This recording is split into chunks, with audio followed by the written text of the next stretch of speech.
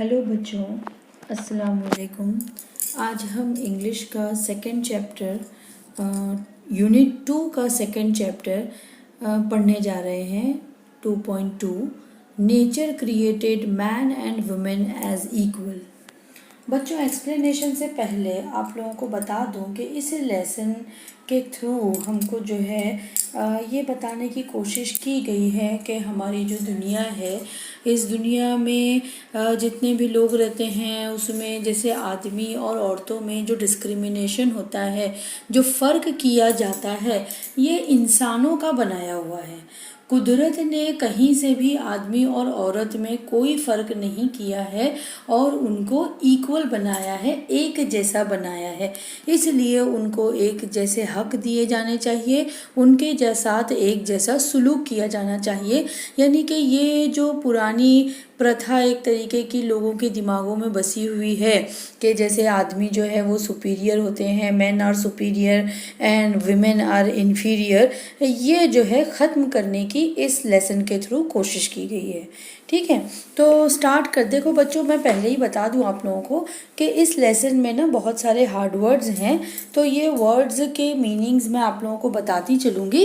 तो आप लोग प्लीज़ पेंसिल अपने हाथ में रखिए और इसके मीनिंग्स नोट डाउन करते चलिए। ठीक है, या तो अपनी टेक्स्ट बुक में या फिर किसी भी नोटबुक में। ओके, तो स्टार्ट करते हैं हमारा लेसन।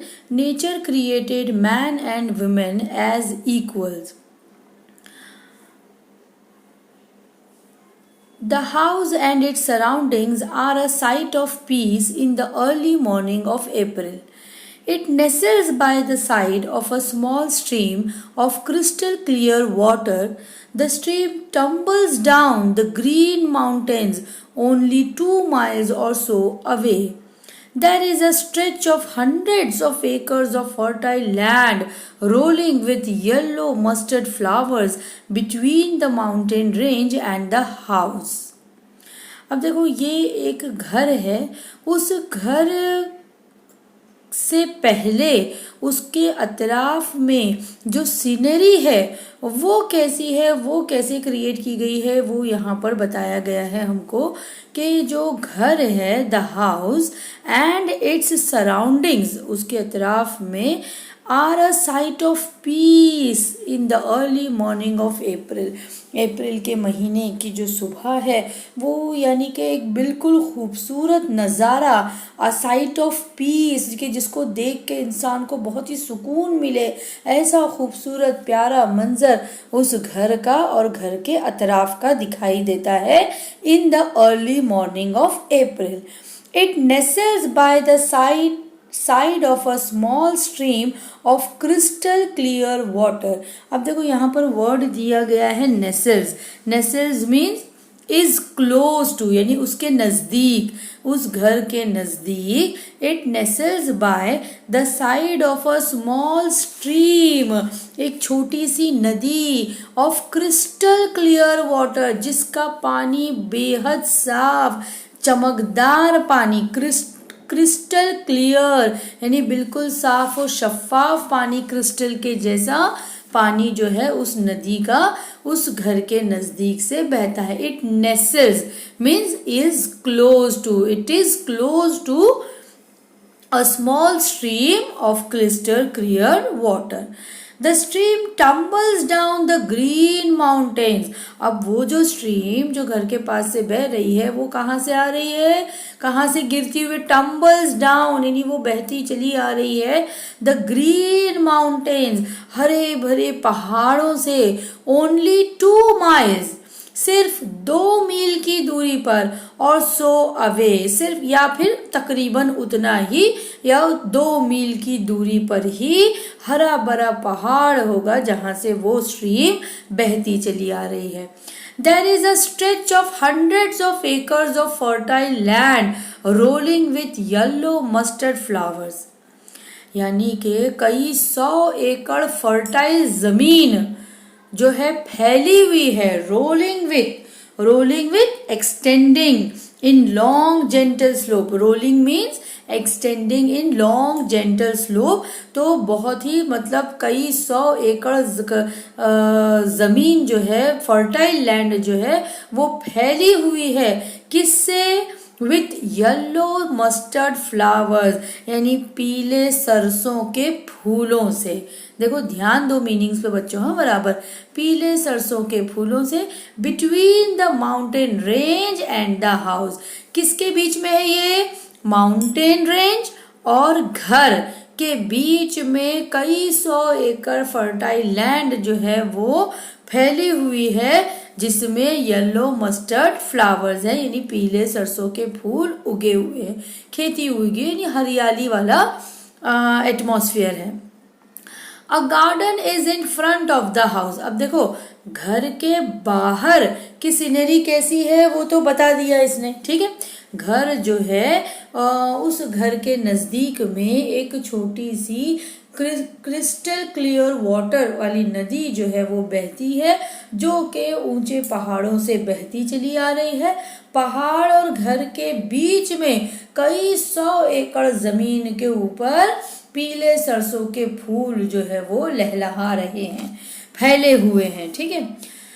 अब जो है, अब देखो घर के सामने एक गार्डन है। अब बारी आती है घर की। तो घर के सामने जो है बिल्कुल एक गार्डन है। Trees of many kinds bearing flowers of various hues and fruits grow on all sides of the house. Trees of many kinds, यानी अलग अलग तरह के झाड़, bearing flowers, जिसके ऊपर फूल खिले हुए हैं, of various hues, यानी अलग अलग कलर के, various यानी different, और hues का मतलब होता है कलर्स, ठीक है। देखो ध्यान देंगे हम मीनिंग्स पर, ये सब न्यू वर्ड्स है तुम लोगों के लिए। ह्यूज का मतलब क्या है?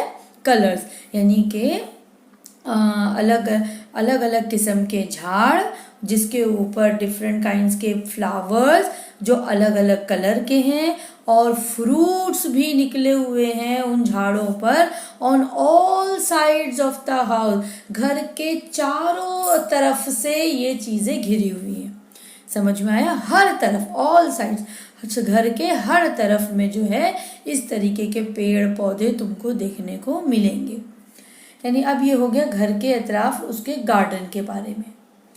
The courtyard smells of jasmine which blooms in the bunches of white pearls. जो कोर्टयार्ड है, जो आंगन है, वो जो है महक रहा है। स्मेल्स यानी फ्रेगरेंस दे रहा है, वो स्मेल कर रहा है, महक रहा है। ऑफ जैस्मिन, जैस्मिन फूल का नाम है। विच ब्लूम्स इन बंचेस, जो के बंचेस की सूरत में, गुच्छों की सूरत में खिले हुए हैं। ऑफ वाइट पर्ल्स, यानी के सफेद मोतियों की तरह। The fragrance mingles with the thin smoke that rises from sweet smelling incense sticks. अब उन जैस्मिन के फूलों की जो खुशबू है, वो खुशबू, द फ्रैग्रेंस, फ्रैग्रेंस मतलब यहाँ पर स्मेल, वो खुशबू मिंगल्स यानी कि मिक्स हो रही है, is mixing with the thin smoke, जो थोड़ी थोड़ी सी जो स्मोक, जो धुआं, जो खुशबू निकल रही है, that rises from sweet smelling incense sticks. देखो बच्चों यहाँ पर ध्यान दो, इंसेंस स्टिक्स यानी कि हमारे अगरबत्ती, आप लोगों को पता है अगरबत्ती जो जलती है, आप लोगों के भी घरों में कभी अगरबत्ती आप लोग मम्मी वगैरह ने जलाए होंगे, देखे होंगे आप लोगों ने। तो अगरबत्ती जो है उसके धुआं, उसकी खुशबू जो है वो उन जैस्मिन के फूलों का जो गुच्छा है उनकी खुशबुओं के साथ में मिंगल हो रही है, यानी मिक्स हो रही है। तो आंगन जो है उनका जो कोर्टयार्ड है वो महक रहा है इस वजह से। The burning incense sticks are glowing at the altar of God in the middle of the courtyard. अब ये जो अगरबत्ती है, ये अगरबत्ती कहाँ जल रही है? The burning incense sticks are glowing at the altar of God, यानी कि उनका जो भगवान है, जो कोर्टयार्ड के मिडल में, अक्सर तुम लोगों ने देखे होंगे कि हिंदुओं के घरों में आंगन में ही वो लोग एक ऐसा चौखट जैसा बनाते हैं। आल्टर जो है वो बोला गया है चौखट को, कि जिसके ऊपर कभी वो लोग देखो तुलसी के पौधे की पूजा करते हैं, या फिर कभी जो है अपने भगवान की कुछ पूजा करते हैं, कोई एक पत्थर रखा हुआ रहता है उसकी पूजा करते हैं। तो एक छोटा सा जो है चौखट जैसा जो बना हुआ होता है उनकी पूजा के लिए, पूजा करने के लिए। तो इस तरीके से ये जो अगरबत्ती जल रही है वो कहाँ पर जल रही है? आल्टर ऑफ गॉड, जो कहाँ पर है? In the middle of the courtyard, आंगन के बिल्कुल बीच में है, वहीं पर ये अगरबत्तियां जल रही हैं। ठीक है, वो भगवान की पूजा वगैरह करने के लिए वो लोग अगरबत्ती जलाए हुए हैं। Ashangbi is in her reading room and is busy writing an article.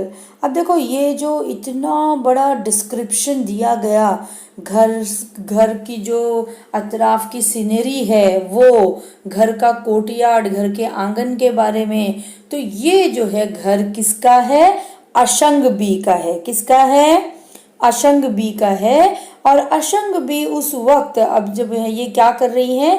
Reading room में अपने बैठे हुए वो अपना एक आर्टिकल लिख रही है, बिजी है अपना एक आर्टिकल लिखने में, अपना एक कोई भी जैसे न्यूज़ रिपोर्ट होती है या न्यूज़ पेपर्स में आप लोगों ने आर्टिकल देखे होंगे, तो वैसे अशंगबी भी जो है वो अपना एक आर्टिकल लिखने में बिजी है अपने रीडिंग रूम में। She is a middle-aged mother of 3 children and a journalist and women's right activist. अब अशंगबी कोई मामूली औरत नहीं है, सिर्फ हाउसवाइफ नहीं है, वो जो है एक मिडिल एज्ड मदर है, अधेड़ उम्र की औरत, जिनके 3 बच्चे हैं, 3 चिल्ड्रन एंड अ जर्नलिस्ट, यानी माँ होने के साथ साथ में वो एक जर्नलिस्ट भी है, तभी तो आर्टिकल लिख रही है ना, तो वो एक जर्नलिस्ट है। एंड वुमेन्स राइट्स एक्टिविस्ट, यानी औरतों के हक के लिए जो लड़ती हैं, जो सोशल वर्कर्स होती हैं, तो वैसे ही वो वुमेन्स राइट्स एक्टिविस्ट भी हैं। समझ में आया? तो देखो ये लाइन बहुत ध्यान रखने वाली है कि अशंगबी कौन है। ठीक है, अशंगबी क्या है? तो अशंगबी जो है is a middle aged mother of 3 children and a journalist. Journalist वो होता है जो पेपर में आर्टिकल लिखता है, न्यूज़पेपर्स वगैरह में आर्टिकल्स लिखते हैं, उनको जर्नलिस्ट कहा जाता है। एंड वुमेन्स राइट्स एक्टिविस्ट, और औरतों के हक के लिए लड़ने वाली एक एक्टिविस्ट है। Lenthoi, her youngest daughter, enters the room. अब देखो उनकी सबसे छोटी बेटी, यंगेस्ट डॉटर दिया है ना, यंगेस्ट डॉटर दिया, इसका मतलब सबसे छोटी बेटी, उसका नाम क्या है? लेंथॉय। एंटर्स द रूम, वो रूम में आती है, एंटर करती है। She is an intelligent girl. अब लेंथॉय भी जो है वो एक बहुत ही इंटेलिजेंट गर्ल है, समझदार अक्लमंद लड़की है। Today she looks thoughtful and she takes a seat by her mother's side. अब आज वो जो है टुडे, वो जो है कुछ सोच में लग रही है। शी लुक्स थॉटफुल, यानी किसी ना किसी सोच में है वो। And she takes a seat by her mother's side, अपने माँ के बाजू में जाकर बैठ जाती है वो। At the sight of her child, Ashangbi lovingly ask, have you finished your study my dear? यानी कि अपनी बेटी को बाजू में देखकर अशंगबी समझ जाती है। अब माँ देखो अपने बच्चों का चेहरा जो है पढ़ लेती है, वो समझ जाती है कि कुछ ना कुछ बात जरूर है, इसलिए वो खुद ही उससे पूछती है बड़े प्यार से कि क्या तुमने अपनी पढ़ाई कंप्लीट कर ली? Have you finished your study my dear? Yes mother, I finished it last night. कहती है हाँ माँ, मैंने तो उसे पिछली रात ही पूरा कर लिया था। Today being Sunday, I want to do something interesting. अब क्योंकि आज संडे है, इसलिए मैं कुछ इंटरेस्टिंग करना चाहती हूँ, कुछ खास करना चाहती हूँ। Lenthoi says and waits for her mother's response. अब ये कहकर लेंथॉय रुक जाती है और देखती है कि अब माँ इसके बदले में क्या कहेगी। यानी वो अपनी माँ से कुछ जानना चाहती है, लेकिन खुलकर नहीं बोल पा रही है, ये देख रही है कि माँ का भी मूड है बात करने का या नहीं है। तो Lenthoi says and waits for her mother's response, कि अब माँ क्या रिस्पॉन्स देती है, क्या रिप्लाई देती है, इसके लिए वो वेट करती है। Tell me what you want to do, Ashangbi asked her quite amused. तो आप जो है थोड़ी बहुत हैरान होकर वो उससे पूछती है, ठीक है भाई, कहो तुम क्या करना चाहती हो, tell me what you want to do, ये जो है अशंभी उससे पूछती हैं। Mother, tomorrow I am going to represent the Siroy Lily House as a speaker in a symposium at our school। तो अब जाके वो वजह बताती है कि माँ, कल हमारी स्कूल में मैं रिप्रेजेंट करने जा रही हूँ किसको, सिरोय लिली हाउस। ये जो है एक प्रोग्राम है, उसकी एज अ स्पीकर, उस वहाँ पर वो एज अ स्पीकर जो बोलने वाली होती है उसके तौर पर वो रिप्रेजेंट कर रही है इन अ सिंपोजियम। अब देखो ये जो सिंपोजियम है ये फिर आप लोगों के लिए एक न्यू वर्ड है। इसका मतलब है a meeting at which experts have discussion on a particular subject, यानी एक ऐसी मीटिंग कि जिसमें बहुत सारे एक्सपर्ट्स, नॉलेजेबल पर्सन्स होते हैं जो किसी एक टॉपिक के ऊपर डिस्कशन करते हैं।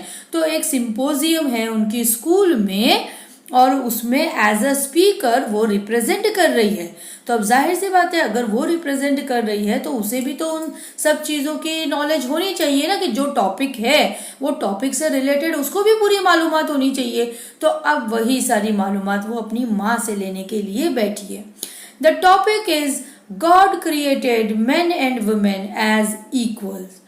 और उस सिंपोजियम का टॉपिक क्या है कि जिस पर एक्सपर्ट्स बहस करने वाले हैं, डिस्कशन करने वाले हैं, वो टॉपिक है कि गॉड ने आदमियों को और औरतों को इक्वल बनाया है, इक्वल ही रखा है। Will you spare some time to have a discussion with me. अब क्योंकि ये डिस्कशन कल है और वो उसकी स्पीकर है, तो इसलिए अब वो चाहती है कि वो अपनी माँ के साथ में इस टॉपिक के ऊपर डिस्कस कर ले और कुछ अपने पॉइंट्स इकट्ठा कर ले ताकि कल उसे बोलने में आसानी हो। तो वो कहती है कि will you spare some time, क्या आप मेरे साथ कुछ वक्त गुजारेंगी, to have a discussion with me, ताकि मैं इन बातों के ऊपर डिस्कस कर सकूं। Lenthoi presses on her mother, यानी कि एक तरीके से लेंथॉय जो है वो फोर्स करती है, प्रेसेस मीन फोर्स करना, अपनी माँ के ऊपर जोर डालती है, ठीक है, एक तरीके से प्यार से बोलकर जो है माँ को मनाती है कि प्लीज मेरे साथ में जो है इस टॉपिक के ऊपर डिस्कशन करो। Lenthoi has just had a discussion with her father. अब देखो माँ के पास आने से पहले वो अपने फादर से इस टॉपिक के ऊपर डिस्कशन कर चुकी है, ठीक है। अब जो है वो अपनी माँ से डिस्कशन करना चाहती है। Tomba, her father is a husband supportive of the activities of his wife and a loving father. अब उसके डैडी का नाम क्या है लेंथॉय के, टॉम्बा। देखो ध्यान रखो कि अशंभी लेंथॉय की माँ है, टॉम्बा लेंथॉय के फादर हैं, ठीक है, और लेंथॉय इन दोनों की यंगेस्ट डॉटर है। तो टॉम्बा हर फादर, उसके जो फादर हैं, और वो जो है एक बड़े ही सपोर्टिव हस्बैंड है, is a husband supportive of the activities of his wife, जो अपनी वाइफ की सारी एक्टिविटीज में, सारे कामों में, एक्टिविटीज यानी यहाँ पर काम, सारे कामकाज में सपोर्ट करते हैं, साथ देते हैं। टॉम्बा हर फादर, उसके पिता जो हैं वो एक ऐसे हस्बैंड है जो अपनी वाइफ के सारे कामों में उसको सपोर्ट करते हैं, उसका साथ देते हैं। एंड अ लविंग फादर, और एक बहुत ही प्यारे पिता हैं वो, यानी सिर्फ अच्छे हस्बैंड ही नहीं, वो एक बहुत ही अच्छे फादर भी हैं। He is a lawyer and a social worker, वो एक लॉयर भी हैं, लॉयर यानी वकील, और एक सोशल वर्कर भी हैं। Who advocates the cause of women, जो औरतों की जितने भी रीजंस होते हैं उसकी वकालत करते हैं। एडवोकेट्स करना मतलब वकालत करना। He advocates the cause of women. He is always proud of his wife, the 2 daughters and the son. अब देखो जो इनके 3 बच्चे हैं जो बताया गया था, इसका मतलब उन 3 बच्चों में 2 लड़कियां हैं और 1 लड़का है। तो उन्हें अपनी वाइफ पर और अपने दोनों बेटियों पर और लड़के पर बड़ा फक्र है। Proud, he is always proud, हमेशा वो फक्र करते हैं उन सब पर। किस पर? अपनी वाइफ पर, अपनी डॉटर्स पर और अपने सन पर। In times of need, he extends his helping hand to his wife. यानी जब भी ज़रूरत होती है, in times of need means जब भी ज़रूरत होती है, he extends his helping hand, वो अपना मदद वाला हाथ जो है अपनी बीवी के लिए आगे बढ़ाते हैं। यानी उस अपनी वाइफ की मदद करने से वो कभी भी पीछे नहीं हटते, वो हमेशा अपनी वाइफ की मदद करते हैं। ही एक्सटेंड्स, एक्सटेंड करना यानी बढ़ाना, हिज हेल्पिंग हैंड, मदद वाला हाथ, अपना मददगार हाथ जो है वो अपनी वाइफ की तरफ बढ़ाते हैं। And children and to the society at large, अपनी वाइफ के भी, अपने बच्चों के लिए भी और अपने सोसाइटी यानी अपने समाज के लिए भी, एट लार्ज यानी जहां तक मुमकिन हो वो जो है मदद के लिए तैयार रहते हैं। He does not discriminate between a man's work and a woman's work anywhere. Discriminate, discriminate यानी के डिफरेंस पैदा करना, यानी कि अलग समझना, ठीक है। तो वो जो है कभी भी एक आदमी के काम और एक औरत के काम में कहीं पर भी वो डिस्क्रिमिनेट नहीं करते, यानी वो उसमें कोई फर्क नहीं समझते। डिस्क्रिमिनेट मतलब ट्रीट वन पर्सन और ग्रुप बेटर और worse than another in unfair way, ठीक है। किसी भी तरीके से वो जो है फर्क नहीं करते हैं एक आदमी के काम में और एक औरत के काम में कहीं पर भी, यानी वो सबको इक्वल समझते हैं। ये नहीं कि आदमी जो काम कर रहा है तो वो सुपीरियर है, औरत जो काम कर रही है तो वो इन्फीरियर है, कि औरतों का तो यही काम है चूल्हा जलाओ, रोटी पकाओ, घर संभालो, बच्चे संभालो, साफ सफाई करो।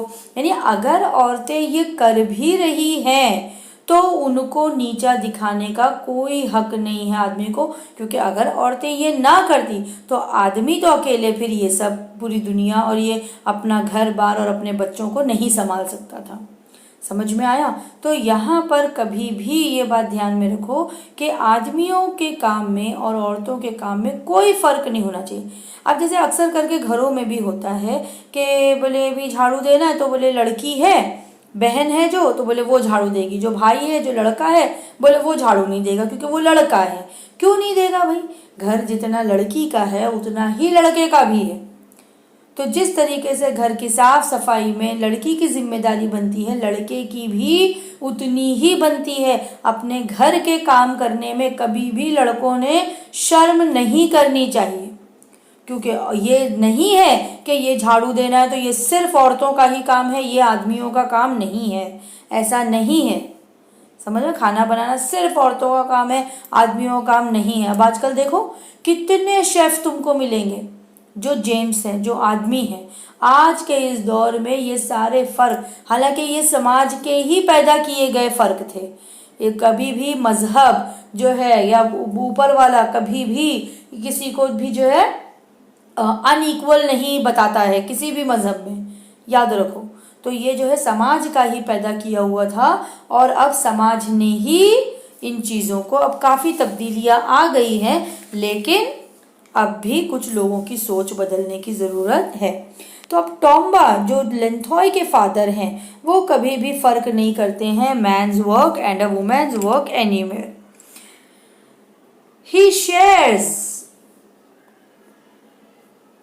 He shares equally with his wife in doing the household chores like cleaning, washing, cooking and feeding the children. वो जो है अपनी वाइफ के हर काम में इक्वली यानी बराबर से साथ देते हैं। किन किन कामों में? Doing the household course यानी घर के कोर्स यानी घर के काम काज, हाउस होल्ड कोर्स यानी घरेलू काम काज, जितने भी घरेलू कामकाज है। तब घरेलू कामकाज क्या होते हैं? लाइक क्लीनिंग साफ सफाई करना, वॉशिंग धोना यानी कपड़े धोना, बर्तन धोना, कुकिंग यानी खाना पकाना, एंड फीडिंग द चिल्ड्रन यहाँ तक के बच्चों को खाना खिलाना। जो छोटे बच्चे हैं उनको खाना खिलाना। तो ये जितने भी घर के घरेलू कामकाज हैं वो बराबर से अपनी वाइफ का साथ देते हैं, शेयर करते हैं काम को उसके साथ। Had he not shared in these activities in the way he does, his wife would not have been a successful professional.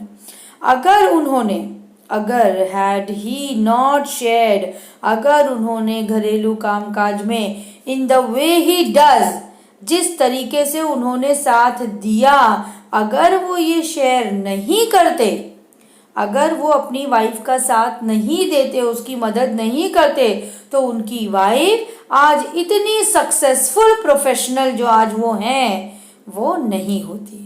समझ में आया? तो यहाँ पर जैसे ये कहा ना कि आदमी के सक्सेस के पीछे एक औरत का हाथ होता है, वैसे ही अगर औरतें भी सक्सेसफुल देखो वही हो पाती है कि जिनके घरों में उनके आदमी उनको फुल सपोर्ट करते हैं, उनको उनका साथ देते हैं। अब अगर घरेलू कामकाज में ही औरत बिजी रहेगी तो फिर वो अपना करियर किस तरीके से बनाएगी? करेक्ट? तो बिल्कुल वही अशंग भी, जो कि एक जर्नलिस्ट भी हैं, जो कि एक वुमेन राइट एक्टिविस्ट भी हैं, तो ये कैसे अपना प्रोफेशन इतने अच्छे से संभालती अगर टॉम्बा उनका साथ नहीं देते। ठीक है? He wholeheartedly believes in equality irrespective of class, religion and gender. वो अपने पूरे दिल से wholeheartedly, पूरे मन से, पूरे दिल से वो इस बात पर बिलीव करते हैं, इस बात पर यकीन रखते हैं कि इन इक्वालिटी इररिस्पेक्टिव ऑफ, के जो इक्वालिटी है उसमें ये सब भेदभाव नहीं होना चाहिए, क्लास का, रिलीजन का, जेंडर का। यानी तो हमारी अपर क्लास है, ये इसकी हम ऊंची जात वाले हैं, ये नीची जात वाला है, हम हिंदू हैं, हम मुस्लिम हैं, ये आदमी है, ये औरत है, ये जो है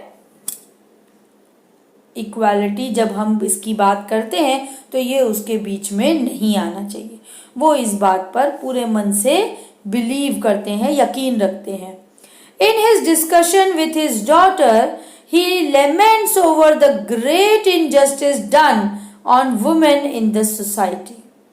जब वो अपनी बेटी के साथ इस टॉपिक पर डिस्कशन कर रहे थे, इन हिज डिस्कशन, उनकी जो बातचीत है, विथ हिज डॉटर, अपनी बेटी के साथ, ही लेमेंट्स, लेमेंट्स का मतलब क्या होता है?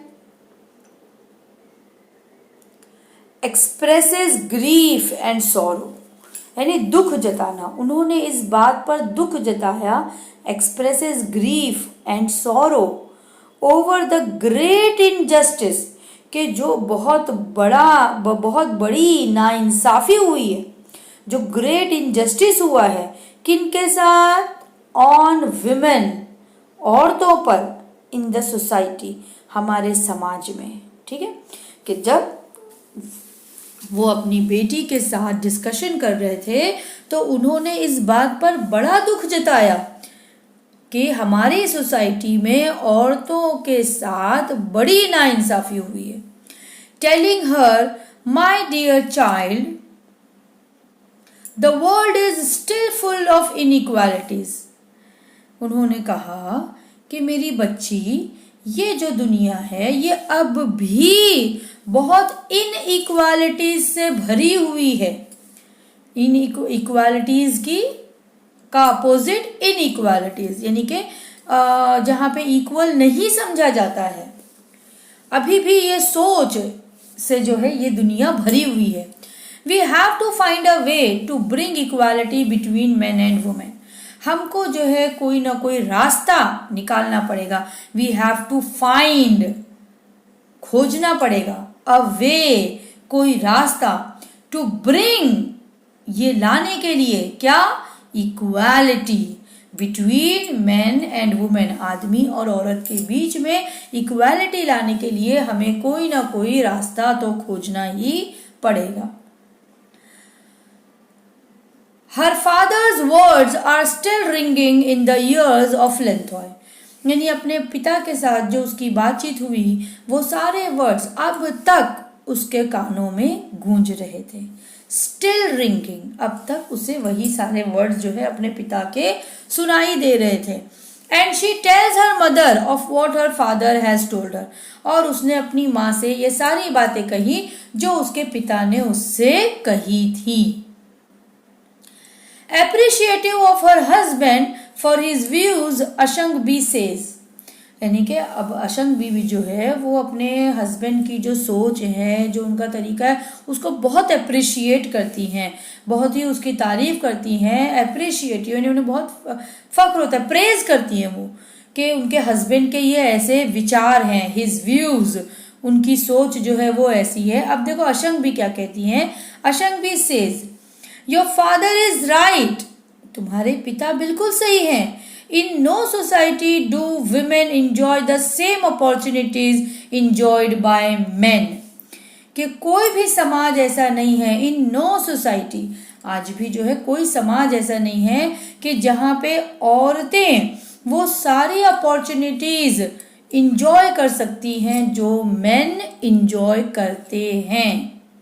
आज भी हमारा समाज ऐसा है कि आदमियों को ज़्यादा अपॉर्चुनिटीज़ है इंजॉय करने के लिए बनिस्बत औरतों के। औरतें आज भी इतना इंजॉय नहीं कर पाती है, उनको इतनी अपॉर्चुनिटीज़ ही नहीं है। अब कई दफ़ा देखो हमारे घरों में, अरे रात हो गई है, लड़कियां बाहर नहीं निकलेंगी, लड़का भले से रात के 12 बजे आ जाए घूम फिर कर, ठीक है। तो यानी कि जो लड़का एंजॉय कर रहा है अपॉर्चुनिटी, वो लड़की को आज भी हमारे समाज में नहीं है। क्यों? वो एक सोच कि वो लड़का है, वो चलेगा, ये लड़की है, ये नहीं जा सकती है, ठीक है।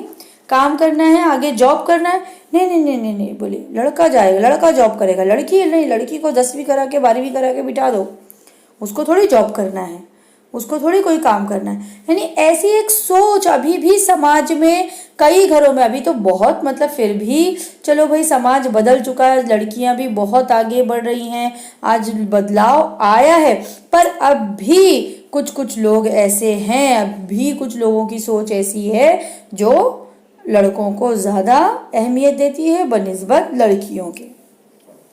It is because of your father that I feel no difference और इनइक्वालिटी एट होम, ये तुम्हारे पिता की वजह से है कि मैं घर में कोई फर्क महसूस नहीं करती इनइक्वालिटी का। आई फील नो डिफरेंस, मुझे कोई फर्क नहीं लगता, और इनइक्वालिटी कि मैं इक्वल नहीं हूँ, ऐसा मुझे घर में बिल्कुल भी नहीं लगता। वो किस वजह से नहीं लगता? It is because of your father, वो तुम्हारे पिता की वजह से, क्योंकि टोम्बा इज अ सपोर्टिव हस्बैंड, वो अपनी वाइफ को बहुत चाहते हैं, वो उसको सपोर्ट करते हैं, उसकी मदद करते हैं, तो इसलिए अशंग बी को जो है घर में कोई भी इनइक्वालिटी नहीं लगती है। बट आउटसाइड आवर होम, लेकिन हमारे घर के बाहर, I have seen that women have been subjugated in many ways, लेकिन हमारे घर के बाहर मैंने देखा है कि औरतों को जो है subjugated, subjugated means the action of bringing someone और समथिंग अंडर डोमिनेशन और कंट्रोल, यानी उनको कंट्रोल किया जाता है, औरतों को दबाया जाता है इन मैनी वेज, कई तरीके से। It is against the will of God, लेकिन ये जो है मजहब नहीं सिखाता, किसी भगवान ने, किसी अल्लाह ने ये ऐसा इंसानों को नहीं बताया है कि औरतों के साथ ऐसा सलूक करो। हमारे इस्लाम में तो मतलब कितना ऊंचा मर्तबा है औरतों का, माओं का, बेटियों का, है ना। तो ये जो है कोई भी मजहब ये नहीं सिखाता है। It is against the will of God, यानी गॉड का जो विल है, गॉड के जो ऑर्डर्स है उसके अगेंस्ट में है ये।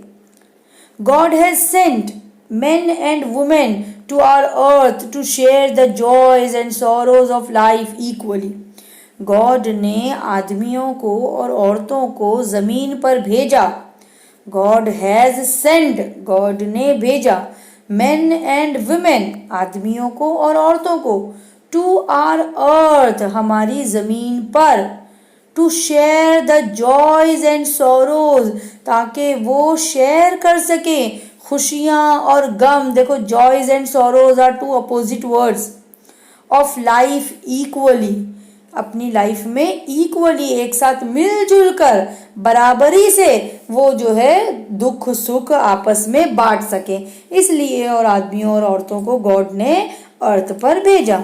His blessings to share his blessings and to enjoy the bounty of nature equally, कि वो गॉड ने जो भी तोहफे दिए हैं उनको शेयर कर सके और कुदरत के जो खजाने हैं, द बाउंटी ऑफ नेचर, जो कुदरती खजाने हैं उनको बराबरी से इक्वली बराबरी से वो इंजॉय कर सके, उनका मज़ा ले सके।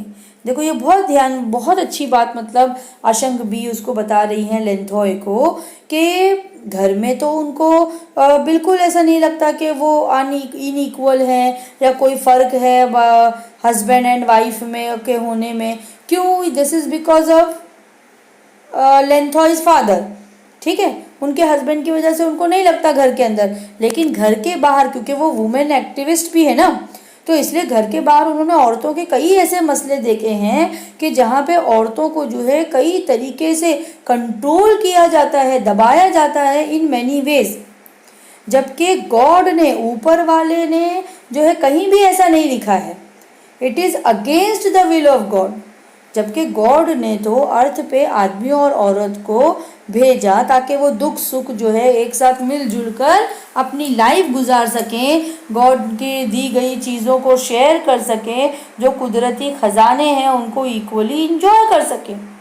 This is what your topic means, और यही तुम्हारे टॉपिक का असल मतलब है। Ashangbi knows well that men and women are equal. Ashangbi ये जानती है अच्छी तरीके से कि आदमी और औरत बराबर हैं।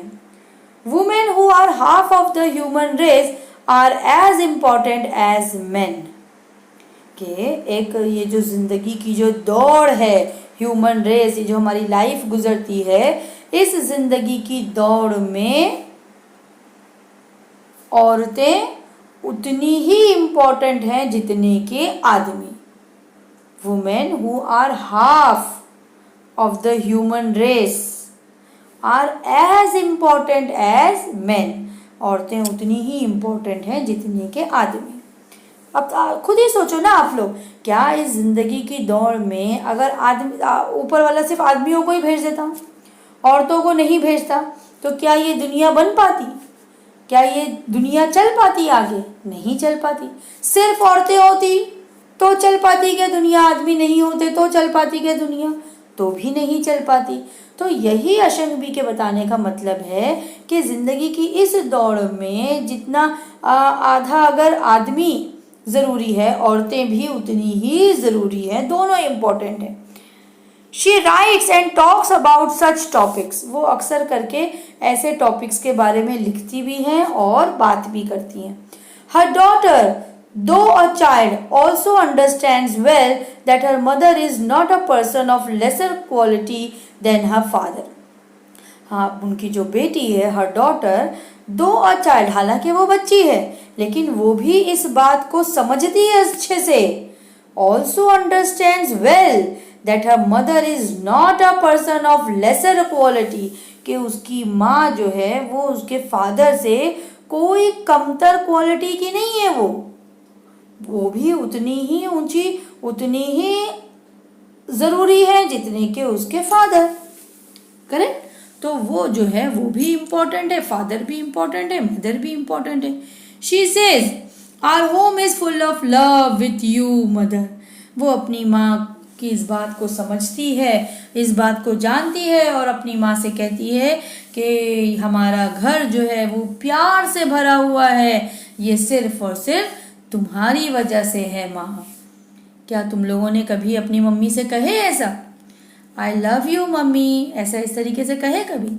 अरे भाई कह के तो देखो, माँ कितनी खुश हो जाती है, जो दिन रात तुम लोगों को खिलाने पिलाने, तुम्हारी आरामी के लिए सोचती रहती हैं, उसी में जुटी रहती हैं, तुम्हारी पढ़ाई लिखाई, तुम्हारे कपड़े, हर चीज़ का ख्याल रखती हैं। तो अपनी माँओं को कभी कभार अपना प्यार एक्सप्रेस भी किया करो, उनसे प्यार जताया करो कि मम्मी मैं आपसे बहुत प्यार करता हूँ या मम्मी मैं आपसे बहुत प्यार करती हूँ। ठीक है, ये जो है अपनी फीलिंग्स थोड़ा अपनी मम्मी के साथ शेयर करो, जैसा कि लेंथॉय ने यहाँ पर अपनी माँ के साथ शेयर की है, उनकी इम्पोर्टेंस को समझते हुए। The mother beams with joy at the words of her daughter। और माँ अपनी बच्ची से ये खुशी के अल्फाज, ये जो अल्फाज है ये सुनकर खुशी की मतलब इंतहा नहीं रहती। बीम्स विथ जॉय, खुशी से फूले ना समाना। बीम्स विथ जॉय का असल मतलब जैसे हम लोग हिंदी में कहते हैं ना, खुशी से फूले ना समाना। तो माँ की जो है खुशी का ठिकाना नहीं रहता है, अपनी बेटी से ऐसे वर्ड्स सुनकर बहुत खुश हो जाती है।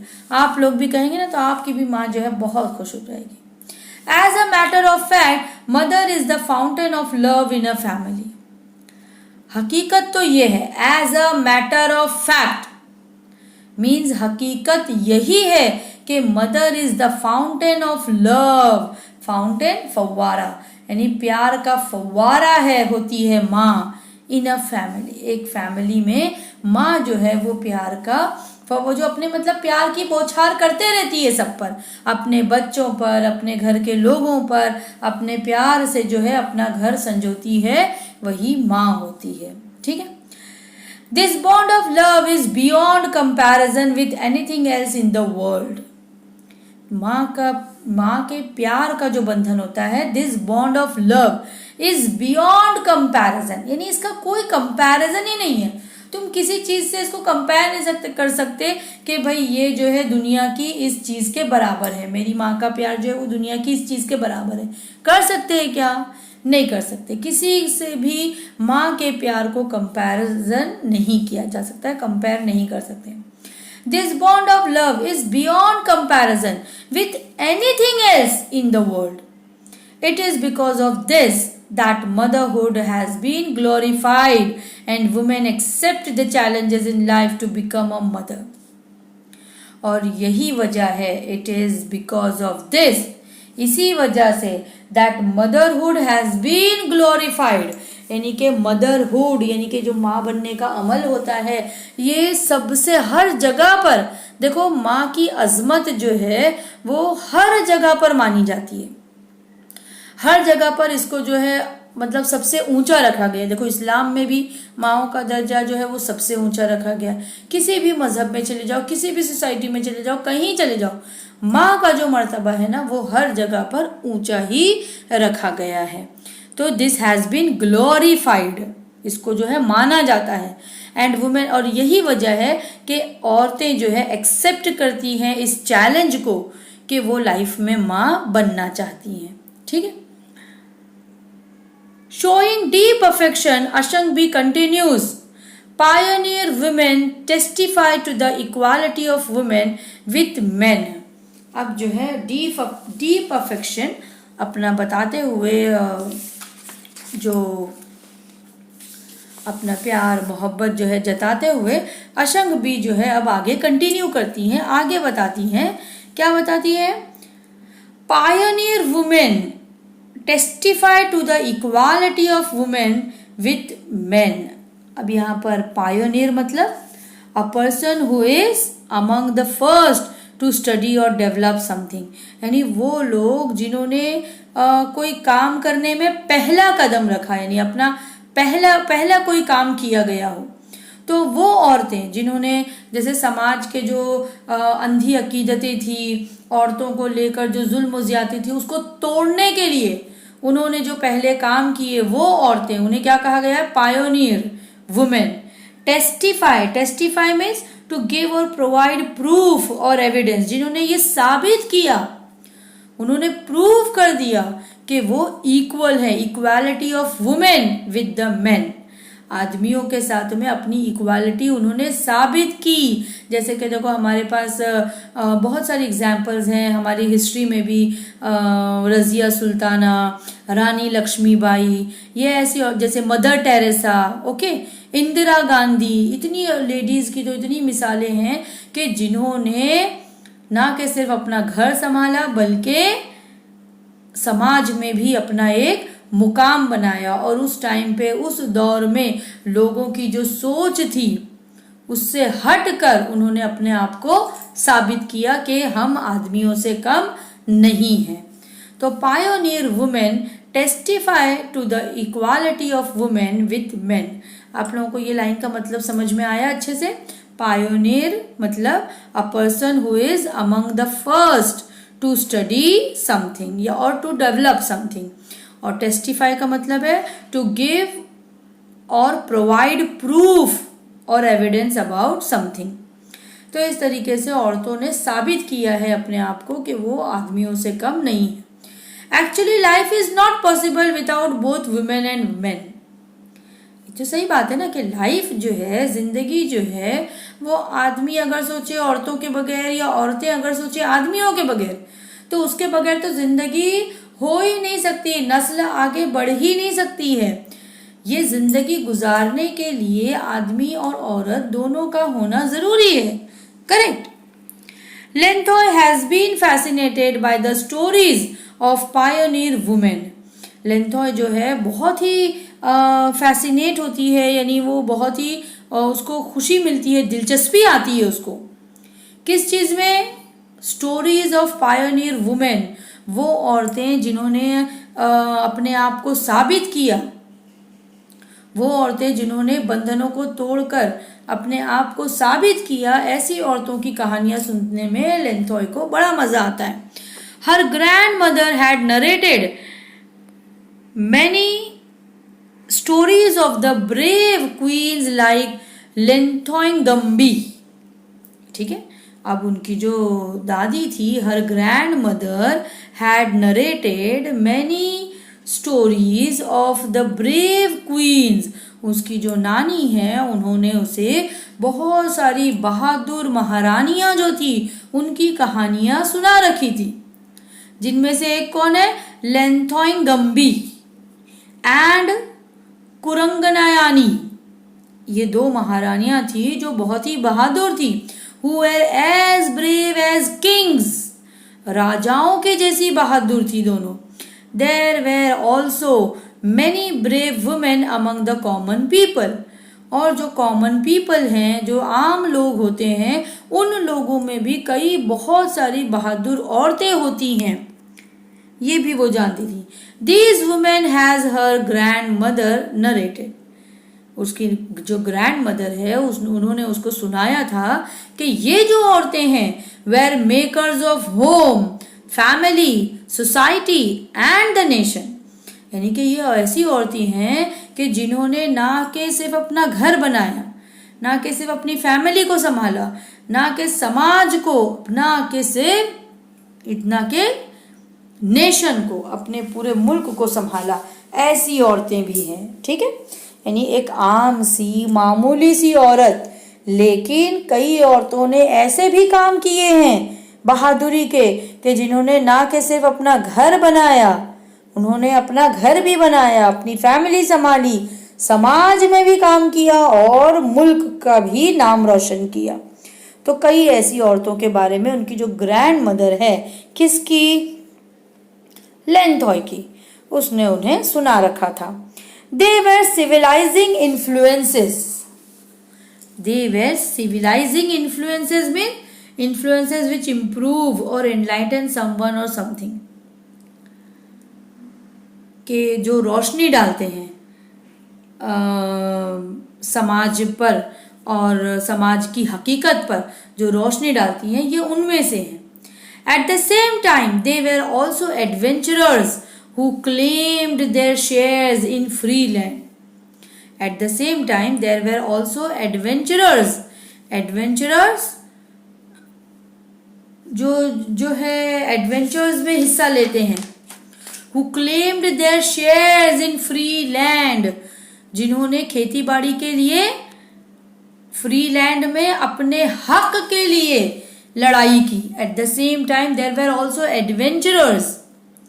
कुछ जो है ऐसे भी है जिन्होंने अपने हक के लिए जमीन में, अपने हक के लिए, अपने हिस्से के लिए आवाज उठाई, क्लेम किया।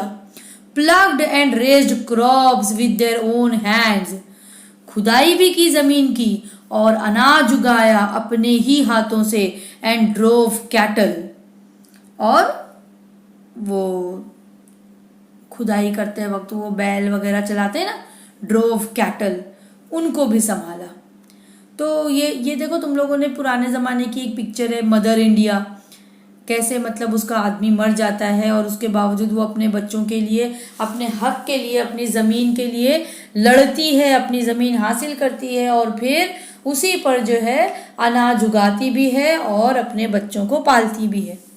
तो इस तरीके की स्टोरी पे तो बहुत सारी पिक्चर्स भी बन चुकी है। तो ऐसी भी औरतें हैं कि जिन्होंने अपने हक के लिए आवाज़ भी उठाई, अपना हिस्सा लिया, ज़मीन पर जो है खुदाई की, प्लग किया, खेती बाड़ी की, अनाज उगाया, रेज्ड क्रॉप्स यानी अनाज उगाया विद देयर ओन हैंड्स, अपने ही हाथों से। अब जो लोग ये सोचते हैं कि भाई औरतें तो नाजुक होती हैं, ये मुश्किल काम नहीं कर सकती हैं, तो फिर ये औरतों ने साबित भी किया कि हम भी कर सकते हैं, हमारे अंदर भी ताकत है। तो उन्होंने साबित किया और खेती बाड़ी भी की। Modern women have become mountaineers, naturalist, astronaut, scientist, soldiers and political leaders. भाई आज के इस दौर में तो फिर औरतों ने क्या नहीं किया।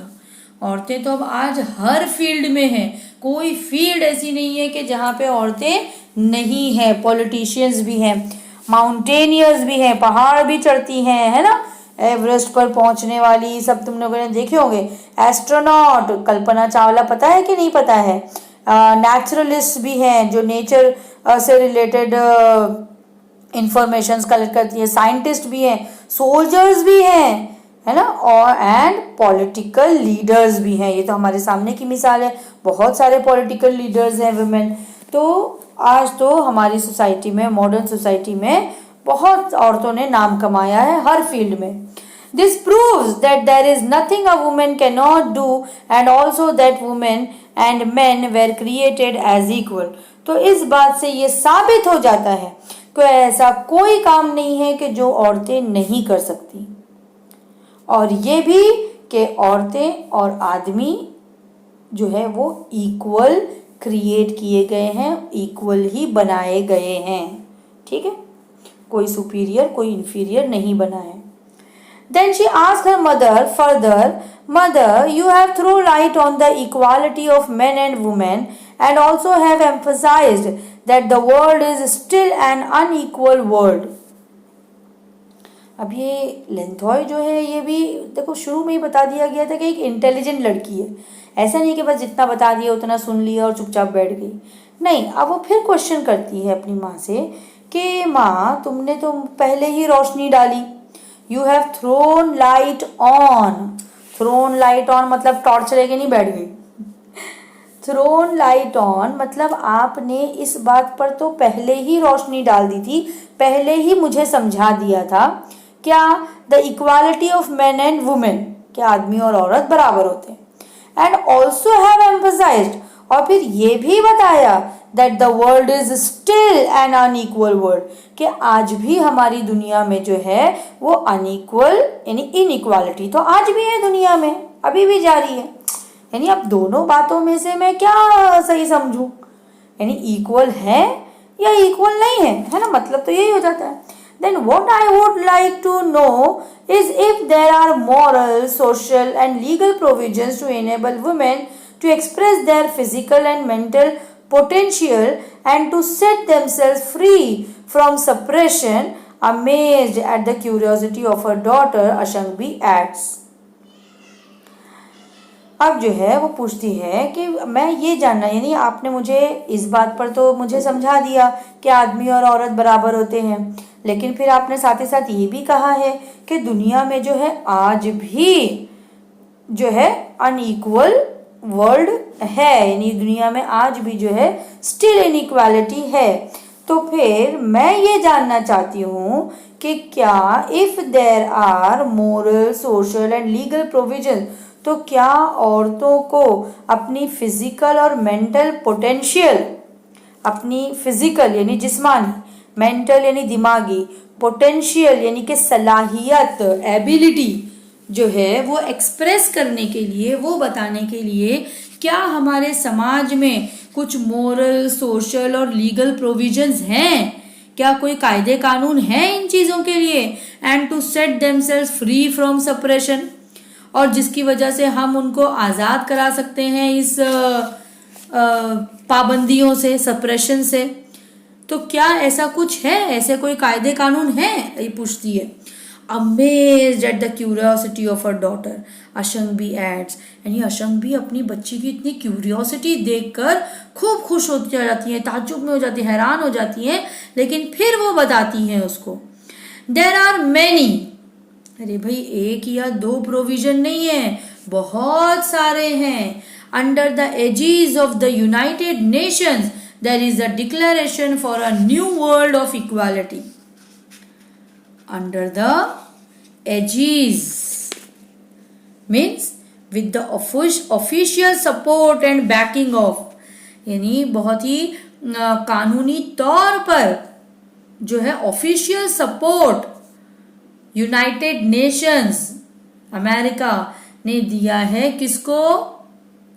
उसने ये डिक्लेयर किया है क्या? A new world of equality, कि जिसमें जो है हर तरीके की इक्वालिटी डिक्लेयर की गई है। It has the following dimension, जिसमें ये सारी बातें आती हैं। देखो कौन सी सारी बातें आती है, यानी ये कानून हमको बताता है कि इक्वल किन किन चीजों में आदमी औरत इक्वल हैं। कोई उनको अभी अगर जैसे औरतों के साथ में नाइंसाफी होती है ना, तो हम हक से खड़े हो सकते हैं कि भाई ये तो कायदे कानून के खिलाफ है। समझ में आ रही है बात? तो इस तरीके से देखो कौन से प्रोविजंस हैं, कौन से कायदे कानून है, रूल्स एंड रेगुलेशंस हैं।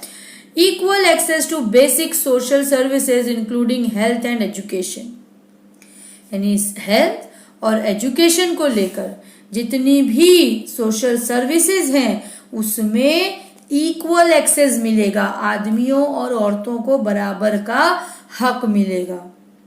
Equal participation in political and economic decision making, ये नहीं कि सियासत है, सियासत का राजपाट है तो सिर्फ आदमी ही लीडर्स बन सकते हैं, औरतें कोई डिसीजन ले सकती हैं, नहीं ले सकती हैं, ऐसा नहीं।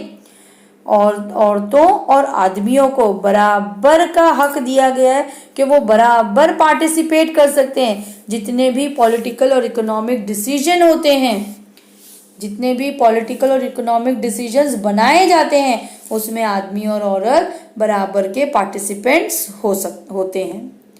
इक्वल यानी बराबर। Equal reward for equal work, अगर एक जैसा काम है तो फिर एक जैसा ही रिवॉर्ड मिलेगा। ये नहीं कि आदमी है तो उसको ज्यादा पगार मिलेगी, औरत है उसी जगह पर तो उसको कम पगार मिलेगी। नहीं, आदमी ने काम किया है उसको उस बात का इनाम मिलेगा, औरत ने काम किया है नहीं उसको जो है कम मिलेगा या नहीं मिलेगा। ऐसा नहीं हो सकता आज के इस दौर में, क्योंकि हमारा कानून ये कहता है कि equal reward for equal work, एक जैसे काम के लिए एक जैसा रिवॉर्ड दोनों को दिया जाएगा। Elimination of discrimination and violence against women, यानी अगर औरतों के साथ जो भी डिस्क्रिमिनेशन है, जो भी फर्क किया जा रहा है उसको खत्म कर दिया गया है, एलिमिनेट कर दिया गया है।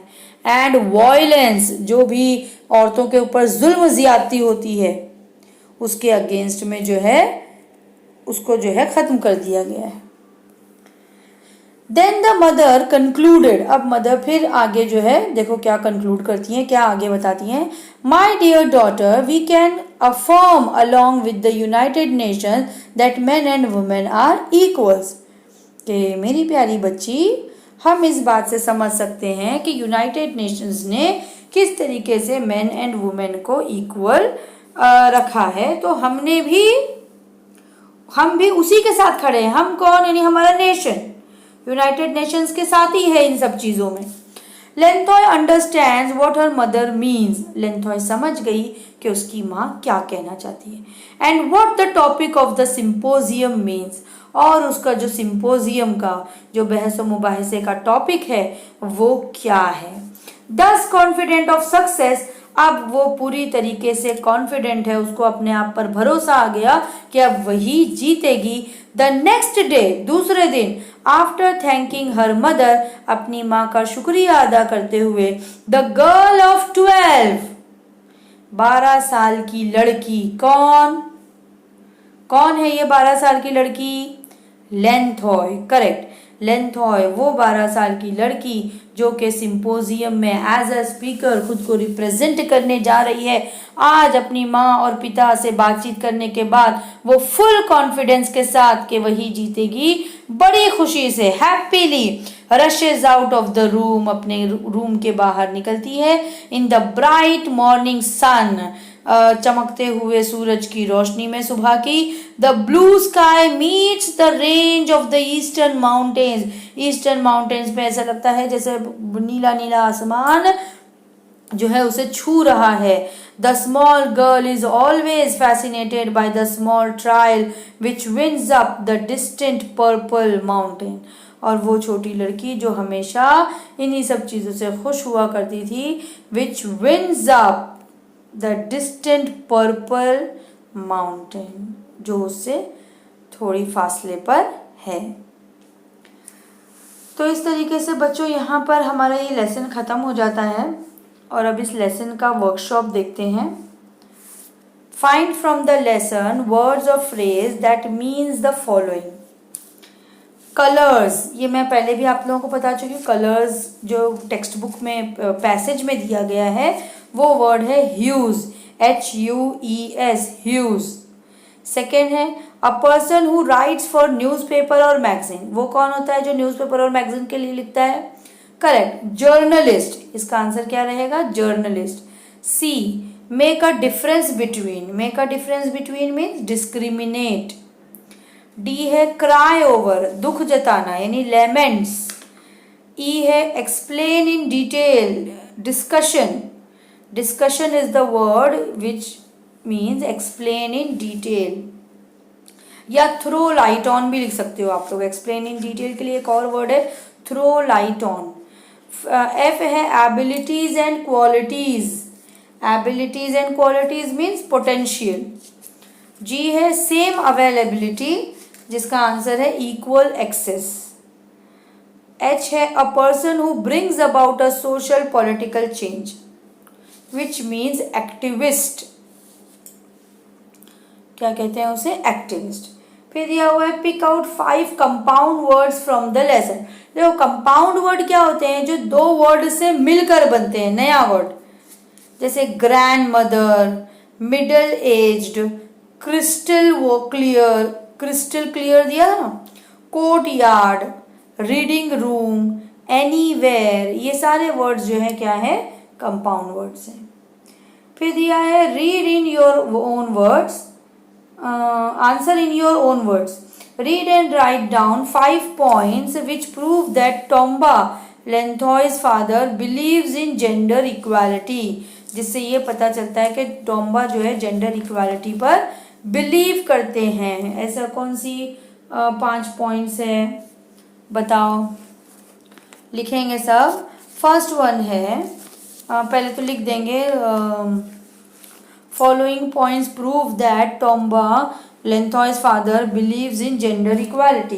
First one is Tomba is supportive of Ashangbi's activities as a women's right activist. Correct, ये सब टेक्स्ट बुक में लेसन में भी है। Tomba is supportive of Ashangbi's activities as a women's right activist. Second है he advocates the cause of women. Correct, औरतों के हक के लिए वो लड़ाई करते हैं। He advocates the cause of women. Third लिखो he does not discriminate between men's work and women's work, ये भी पूरा सेंटेंस पैसेज में ही है। He does not discriminate between men's work and women's work. Fourth one लिखो he shares equally with Ashangbi in doing the household chores like cooking, washing etcetera. Correct, वो जो है अशंगी का हाथ बटाते हैं घर के घरेलू सारे कामों में। He shares equally with Ashangbi in doing the household chores like cooking, cleaning, washing etcetera. He tells Lenthoi that the world is full of inequalities and they have find a way to bring equality between men and women. वो ये चाहते हैं कि हमको कोई ना कोई रास्ता निकालना चाहिए मेन और वुमेन के बीच का ये फ़र्क मिटाने के लिए। तो ये सारी बातें प्रूव करती हैं कि वो जेंडर इक्वालिटी पर बिलीव करते हैं। सेकेंड क्वेश्चन है, in what ways is Ashangbi different from other women of her community? अशंग बी कैसे डिफरेंट है दूसरी औरतों से? अपने समाज की दूसरी औरतों से अशंग बी कैसे डिफरेंट है?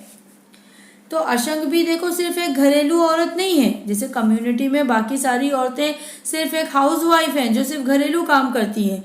ये हाउसवाइफ होने के साथ साथ में ये क्या है, एक जर्नलिस्ट भी है और वो एक वुमेन राइट एक्टिविस्ट भी है, करेक्ट? तो इसलिए जो है वो डिफरेंट है। तो लिखेंगे Ashangbi is different from other women of her community because she is not only a mother of 3 children, because she is not only a mother of 3 children but also a journalist and a women rights activist. Okay फिर third question है, what are the provisions in the declaration of the United Nations of men and women? देखो इसके तो 4 point थे ना जो हमने पढ़े, प्रोविजंस के 4 पॉइंट्स थे हमारे पास। ऊपर ही तुम लोग अगर देखोगे ये 4 पॉइंट्स है ना, equal access to basic social services including health and education, equal participation in political and economic decision making, equal reward for equal work and elimination of discrimination and violence against women. ठीक है, these are the provisions made by United Nations. Okay, अब इसके बाद हमको दिया हुआ है who said to whom and when और व्हाई। ठीक है, अब देखो फर्स्ट वन है the world is full of inequalities. ये किसने कहा था the world is full of inequalities? Who said, तो इसमें आ जाएगा टोम्बा। To whom, लेंथॉय। कब कहा था? When he explained her daughter about gender inequality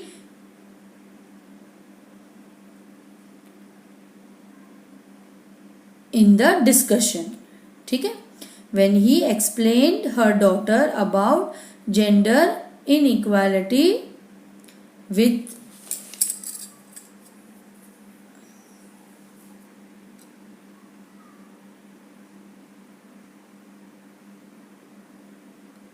while they were doing discussion. Okay, first one हो गया। सेकेंड है I want to do something interesting. ये किसने कहा था? Who said? Lenthoi. To whom? Ashangbi, her mother, अपनी माँ से कहा था। कब कहा था? When she wanted to discuss something with her mother, जब वो अपनी माँ के साथ में कुछ बात करना चाहती थी। थर्ड वन है It is against the will of God. Who said this? किसने कहा था ये? अशंगवी ने कहा था। किससे कहा था? लेंथॉय से कहा था। कब कहा था? When Ashangbi explains about the inequalities and subjugation of women. है ना, कि जब औरतों के ऊपर जो है बहुत ज़्यादा आज भी हमारे समाज में औरतों पर जुल्म ज्यादती की जाती है, ये बताते वक्त उन्होंने कहा था it is against the will of God. Last है और नहीं फोर्थ वन है our home is full of love. ये किसने कहा था? लेंथॉय। किससे कहा था? Her mother Ashangbi. कब कहा था? while discussing on her topic, लेंथॉय shows her respect and love towards her mother. है ना, जब वो डिस्कस कर रहे थे तब लेंथॉय ने अपनी माँ के पर अपना प्यार जताते हुए जो है ये वर्ड्स कहे थे कि this home is full of love because of you.